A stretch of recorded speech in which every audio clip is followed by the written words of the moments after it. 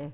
예수님의 죽음은 인간의 운명에 무엇을 말하고 있는가라는 제목으로 말씀을 나누려고 합니다. 오늘 본문은 예수님의 사역의 최종 목표라고 할 수 있는 부분입니다. 영화나 드라마의 클라이막스에 해당하겠지요.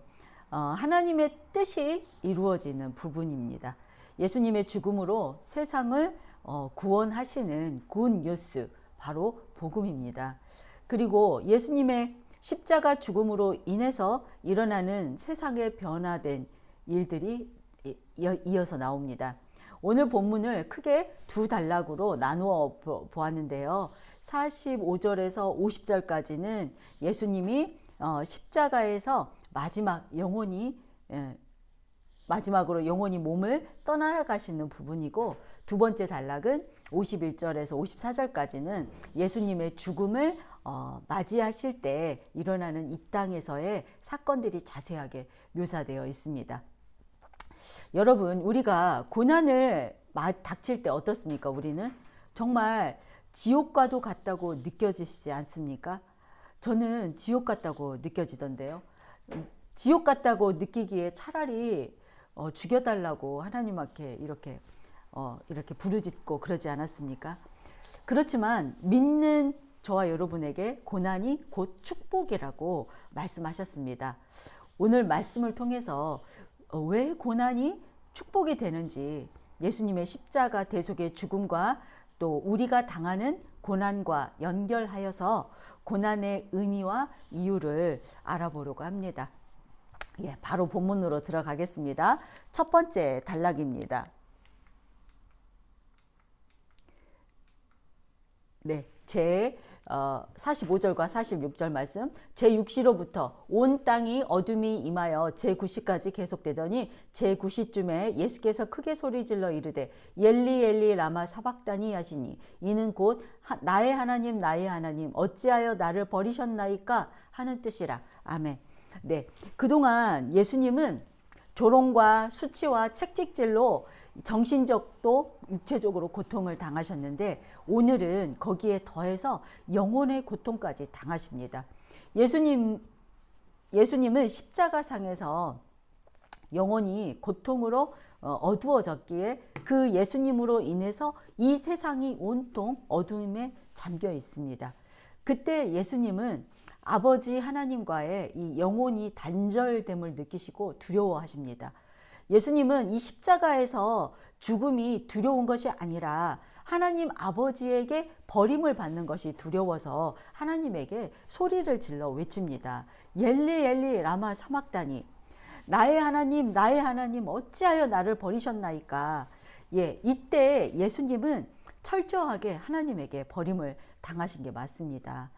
왜냐하면 예수님께서는 우리의 죄를 대속하는 어린 양으로 죽임을 당하셔야 하셨기 때문입니다. 우리가 구약 성경에서 보면은 제사를 지낼 때 보면 죄 없는 어린 양이 죄인을 대신해서 무고하게 죽임을 당하는 것과 같습니다. 예수님은 어둠에 갇히고 또 절망하셨고 이해할 수 없는 하나님과의 단절을 겪으시는 그 고통 가운데 계십니다.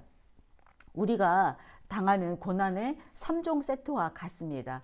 어둠이 임하고, 고난 가운데 어둠이 임하고 절망에 빠지고, 이 고난에 대해서 우리가 이해할 수 없는 그런 3종 세트와 같지요. 우리가 고난의 때에 지옥에 떨어진 것 같은 기분이 드는 것은 앞뒤가 다 막히고 우리 힘으로는 벗어날 수 없고 희망이 보이지 않기 때문이지요. 처음에는 하나님께 기도하고 매달립니다. 그러나 하나님은 기도에 응답하시지 않으시는 것 같고, 이 고난이 언제 끝이 날까, 앞이 막막할 때 우리는 두려움을 느끼지요. 하나님이 진정으로 나의 기도를 들으시는 걸까? 진짜 나의 기도를 들으시는 하는 걸까? 나를 진짜 버리셨는가? 의심이 들기도 하고, 저와 여러분도 고난 중에는 하나님 왜 나에게 이런 일을 허락하십니까?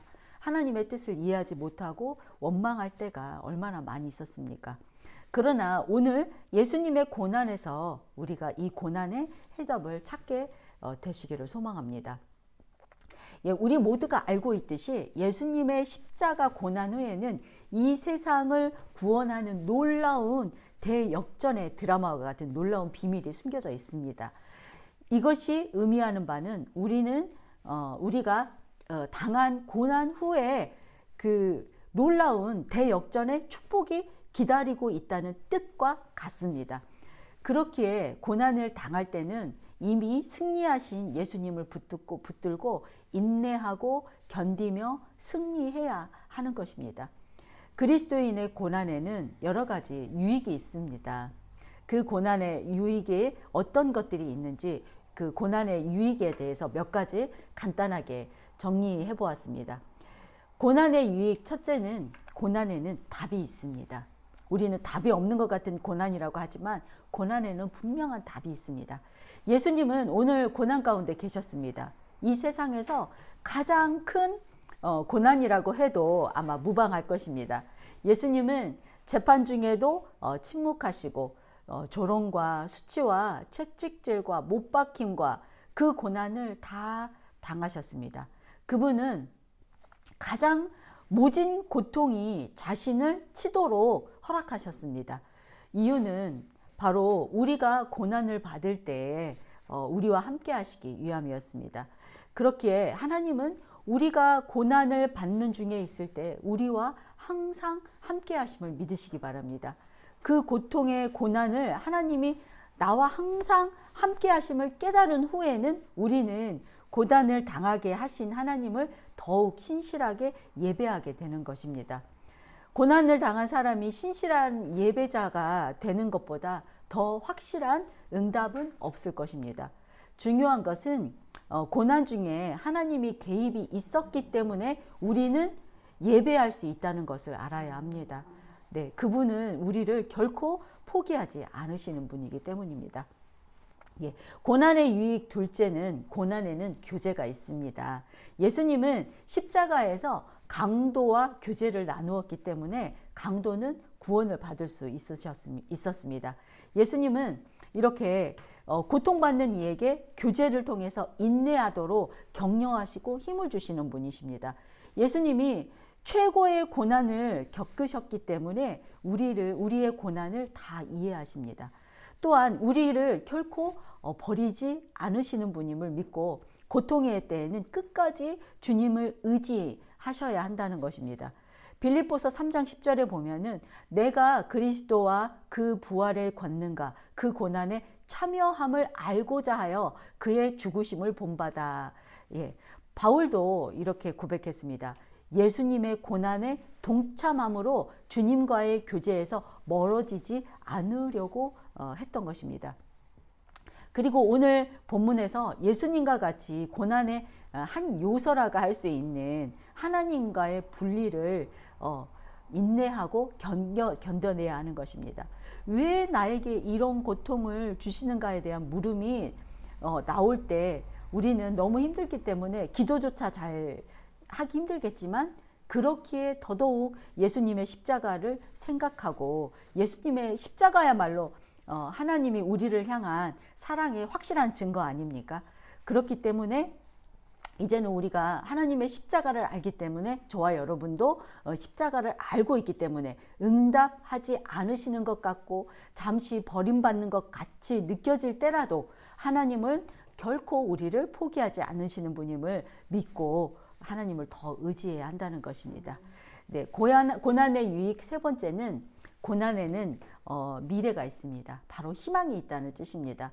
지난주에 나누었던 것처럼 고난에는 분명한 목적이 있습니다. 예수님의 십자가 고난으로부터 흘러나오는 엄청난 유익들이 있습니다.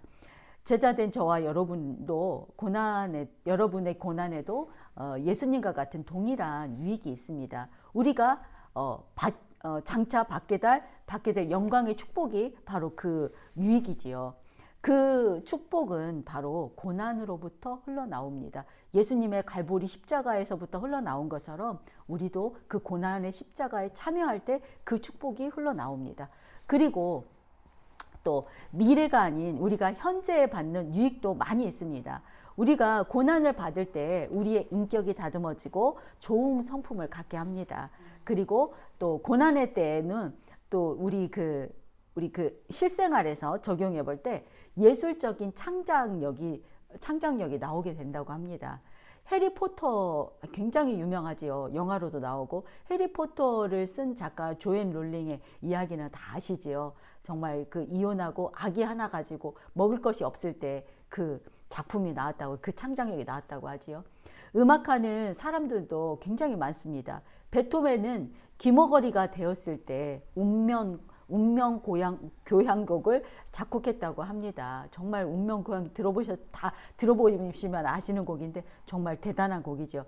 귀가 먹었을 때 하나님을 의지해서 또 고난 중에 작곡했다고 하지요. 우리가 잘 아는 부활 너무 알지요. 부활 그 대중가요죠. 부활의 김태원 작곡가도 고난과 시련이 없이는 좋은 작품이 안 나온다고 했었습니다. 그리고 그리스도인들에게도 고난의 때에 그리스도인들은 믿음이 더 강하여지고 순수해지는 것을 우리가 기독교의 역사를 통해서 볼 수 있었습니다. 고난을 당할 때 그리스도인들은 빛이 납니다. 예수님이 골고다 십자가에서조차 왕의 위엄을 잃지 않고 그 왕의 위엄을 가릴 수 없었던 것처럼 기독교 역사 속의 순교자들을 한번 보십시오. 그들은 죽음을 두려워하지 않고 당당하게 죽음을 받아들였습니다. 로마의 박해 때도 그랬고 사도들의 12사도들의 순교도 그렇고 또 스데반 집사의 순교에서도 그렇고 이후 기독교 역사 속에서 순교자들을 볼 때 순교의 현장마다 기독교가 더 멀리 퍼져나갔던 하나님의 역사를 볼 수 있었습니다. 이렇듯 하나님은 우리의 고난에 항상 개입하고 계시다는 것을 알 수 있는 부분입니다. 여러분 지금 고난 중에 계십니까? 지금 당신 옆에는 하나님이 함께 하고 계시다는 것을 믿으시기 바랍니다. 아멘. 고난의 유익이 또 있습니다.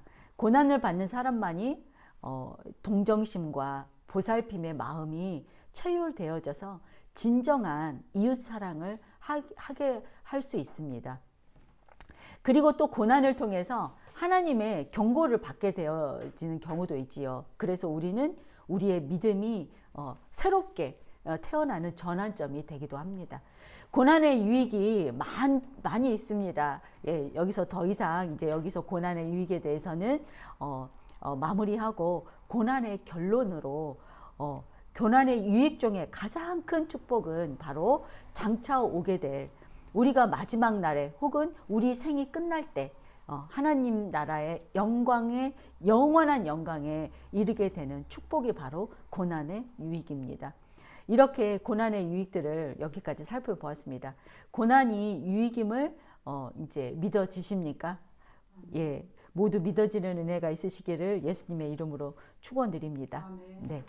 다음은 47절에서 50절까지의 말씀입니다. 거기 섰던 자 중 어떤 이들이 듣고 이르되 이 사람이 엘리야를 부른다 하고 그 중에 한 사람이 곧 달려가서 해면을 가져다가 신 포도주에 적시어 갈대에 깨어 마시게 하거늘 그 남은 사람들이 이르되 가만두라 엘리야가 와서 그를 구원하나 보자 하더라. 예수께서 다시 크게 소리 지르시고 영원히 떠나가시니라. 아멘. 구약의 말씀에서 보면은 유대인들은 고난을 당할 때 구하면은 엘리야가 와서 구해준다고 믿었다고 합니다. 왕하하고 시편 68편에 나와 있지요. 그렇기 때문에 예수님이 엘리야에게 도움을 청하는 줄 알고 엘리 하는 것을 엘리야라고 들었나 봅니다. 도움을 요청하는 줄 알고 신 포도주를 줌으로써 시편 68편에 있는 말씀, 구약의 말씀을 성취하셨습니다. 그리고 예수님은 마지막으로 크게 소리를 지르고 영원히 떠나가십니다. 아마 이 마지막에 크게 소리를 지른 것은 여기에 나와 있지 않지만 아마 가상 7원 중에 남아있는 2개의 말일 거라고 생각하지요. 요한복음과 누가복음에서는 여기 떠나가시니라 이 부분에 대해서 예수님 스스로 능동적으로 자신의 영혼을 포기하셨다. 또 마지막 호흡을 멈추셨다. 이렇게 나옵니다. 예수님은 우리를 위해서 자발적인 희생을 하셨다는 것입니다. 네, 여기까지 예수님의 죽음으로 지상 사역의 절정이 막을 내리고 새 시대의 전환점이 되었습니다. 이제 두 번째 단락입니다. 51절입니다. 이에 성소 휘장이 위로부터 아래까지 찢어져 둘이 되고 아멘. 예, 우리가 너무나 잘 알고 있는 구절입니다. 하나님은 성소의 휘장을 위에서부터 아래로 단번에 찢으셨습니다. 우리가 찢은 게 아니고 하나님이 찢으신 것입니다. 예, 이제 하나님은 더 이상 성막과 지성소에 머물러 계시지 않다는 의미입니다. 예수님의 십자가 희생으로 인해서 하나님과 우리 사이에 막힌 담이 무너졌습니다. 이제는 예수님만 믿으면 쉽게 하나님을 만날 수 있다는 구원의 역사적 지표가 된 것입니다. 이제 우리 그리스도인 모두는 히브리서 10장에 나와 있는 만인 제사장이 되었습니다. 새 시대가 열렸다는 뜻이지요. 52절과 53절입니다. 무덤들이 열리며 자던 성도의 몸이 일어나되 예수의 부활 후에 그들이 무덤에서 나와서 거룩한 성에 들어가 많은 사람에게 보이니라. 아멘. 네, 52절, 53절은 마태복음에만 있는 구절입니다. 다른 복음서에서는 언급되지 않고 있어서 조금 아쉬웠습니다. 의문이 많이 드는 구절이지요. 저도 여러 주석을 참고했는데요. 궁금한 것에 대한 정확한 답이 없는 부분이 두 군데가 있어서 좀 아쉬웠습니다. 그래서 저의 사견을 조금 더 해보았습니다. 예수님이 돌아가실 때 성소의 휘장이 찢어지고 지진이 일어나고 무덤이 열리고 자던 성도들이 무덤에서 일어났다고 합니다. 그리고 그 자던 성도들은 예수님의 부활 후에 무덤에서 나와서 거룩한 성에 들어가서 많은 사람에게 보였다고 합니다. 여기에 나오는 자던 성도는 아마 의로운 사람일 것입니다. 제가 궁금했던 것은 그들이 예수님이 살아계실 때 예수님을 믿고 따르고 영접했던 예수님을 믿고 죽은 사람들인지, 구약 시대에서부터 그 의인들이 죽었던 사람인지, 아니면 신구약 중간사에 의롭게 죽은 젊은이들인지, 그것에 대해서는 확인할 수 없는 점이 조금 죄송하고요. 그들은 예수님이 죽은 순간에 깨어나서 3일 동안 무덤에 그대로 있었는지, 아니면 예수님이 부활하실 때까지 영적인 존재로 다른 장소에서 모여서 기다렸다가 또 이렇게 예수님이 부활할 때 예수님과 함께 거룩한 성에 왔는지, 그것 또한 언급되지 않았기 때문에 정확하게 알 수는 없지만 중요한 것은 예수님의 부활과 함께 무덤에서 나와서 거룩한 성에 들어갔다는 것입니다. 그리고 그 거룩한 성에 관해서는 예루살렘 성이라고 할 수는 없을 것 같고요. 다만 한 가지 달리 말한다면 예수님이 밟는 땅은 거룩한 곳이기에 예루살렘 성 또한 예수님으로 인해서 거룩한 땅이라는 추측을 해볼 수 있겠지만은 그보다는 하늘의 거룩한 도성을 말하는 것으로 보는 것이 더 정확한 설명이라 하겠습니다. 정확한 설명이 할 수 없어서 다시 한번 죄송하고요. 하지만 성경이 열리지 않아서 우리가 모르는 채로 이렇게 두시는 것은 우리가 그냥 모르는 채로 덮어두는 것이 정답입니다. 그러나 확실한 것은 많은 사람에게 보였다 하는 것으로 이것은 역사적으로 증명된 사실이라는 것입니다. 그래서 이 구절에서 오늘 본문의 제목 예수님의 죽음은 인간의 운명에 무엇을 말하고 있는가에 대한 해답을 찾을 수 있었습니다. 우리는 그동안 우리가 죽은 후에 다시 살아나서 구원받는 것에 대한 일들은 우리가 살고 있는 세상에서는 직접 보지 않았기 때문에 막연하게 믿고 있었습니다. 다시 살아나는 것이 그러나 이렇게 다시 살아난 것을 우리가 직접 보지는 못했지요. 그러나 오늘 본문에서 예수님의 죽음으로 인해서 죽은 자들이 일어나는 것을 보았습니다. 인간의 죽음이 정복되어서 다시 살아나는 것이 역사적인 사실로 증명된 것입니다. 죽음의 무덤들이 열렸다는 것은 예수님이 성취하신 죽음에 대한 승리를 나타내는 강력한 상징입니다. 예수님의 십자가 순환으로 인해서 무덤이라는 공포와 죽음이라는 허무한 종말성이 능력을 잃게 되었습니다. 예수님이 우리와 함께 하시기에 무덤에서 일어난 자들과 같이 저와 여러분 역시 다시 살아나게 될 것임을 믿어지는 은혜가 있으시기를 예수님의 이름으로 축원드립니다. 고린도 전서에서 바울이 예수님이 죽은 자들의 첫 열매가 되었다고 하신 말씀이 바로 이 구절에서 해결됩니다. 예수님이 첫 열매가 되어서 살아나심으로 무덤에서 죽은 자들이 살아나고 이후에 우리와 또 계속되는 죽은 자들의 수확하시게 될 것이라는 보증이 되는 것입니다. 오늘 본문에서 우리가 분명하게 알 수 있는 것은 예수님의 십자가 죽음과 부활은 우리들에게 인간의 운명과 그 결과에 대해서 저와 여러분에게 흔들릴 수 없는 확신을 주고 있다는 사실입니다. 이제는 확실하게 우리는 믿을 수 있습니다. 저와 여러분의 죽음은 허무한 소멸이 아닌 것입니다. 요한복음 11장에 있는 나사로가 죽었다가 살아나서 나사로는 이 세상을 살다가 죽었습니다. 그렇게 이 세상을 살다가 죽는 그런 부활이 아닙니다. 또한 불교에서 말하는 환생도 아닙니다. 저와 여러분은 이제 죽음으로 끝나는 것이 아니라 예수님께서 죽음을 이긴 승리로 인해서 우리 또한 영원한 생명을 얻게 되는 새 시대를 맞이하게 되었다는 것입니다. 부활의 때에 저와 여러분은 새 생명을 찾게 될 것이라는 것입니다. 오늘 말씀을 마무리하겠습니다. 예수님의 죽음의 사건은 세상 종말의 시작이라고 합니다. 54절에 로마 군인 백부장에게 고백되어지는 이방인에게 고백되어지는 신앙 고백이 우리 모든 이방인들에게 하나님 아들을 알게 하는 기적이 일어나게 되는 것 또한 아이러니한 일이라고 합니다. 온 세상을 구원할 십자가가 된 것입니다. 예수님의 십자가가 바로 역사의 전환점이 되었습니다. 예수님은 죽음 자체를 정복하였고 하나님 백성의 부활의 실체를 여기 이 부분에서 보여주셨습니다. 성전 제사가 이제 종말을 알리고 이제는 예수님을 통해서 하나님을 쉽게 만날 수 있습니다. 누구나 예수님을 믿기만 하면 됩니다.